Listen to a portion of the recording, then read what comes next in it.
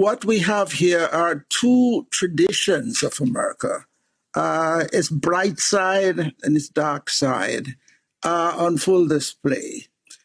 And the America, central to America's identity, development, is race.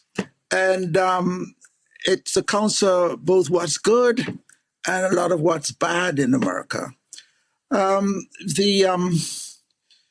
tradition of racism, of white supremacy, goes right back to the beginning of the nation. This is the only advanced country which had slavery in its midst for several hundred years. And this was formative, ironically, both in what's evil, but also it's not by accident that most of the founding fathers, the person who wrote our Declaration of Independence or Bill of Rights, were from Virginia.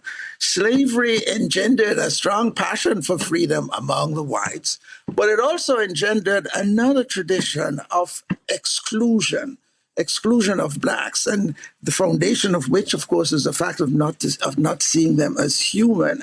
That also is a kind of idea of freedom as domination. And this true tradition sort of persisted. The constitutional bright side of liberty, love of freedom, and on the other hand, the idea of domination of others, the idea that citizenship is based on being white and privileged and belonging to the white group. That Southern tradition, unfortunately, permeated the whole nation. And so we see these two traditions persisting. What happened in the 60s was a triumph, or seeming triumph, of the civil rights constitutional tradition. And I don't think we should belittle it. I hear from a lot of my younger colleagues and from students the fact that nothing has happened really among blacks. That's not true. The civil rights movement was successful in one important respect. In a sense, let's put it this way, Black Americans were excluded in two ways, from the public domain and from the private domain. The civil rights movement succeeded magnificently in incorporating Black Americans in the public domain. They are now an essential part of our politics.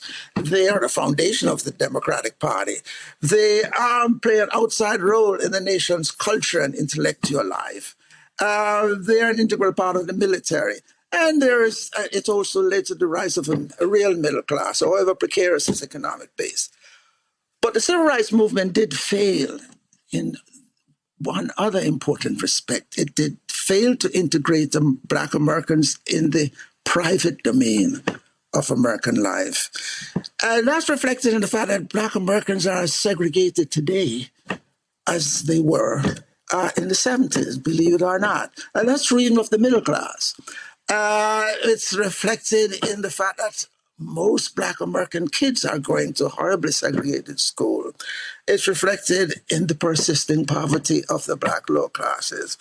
And I think it's also reflected in the fact that segregation encourages the view of Black Americans as not belonging. They're out there.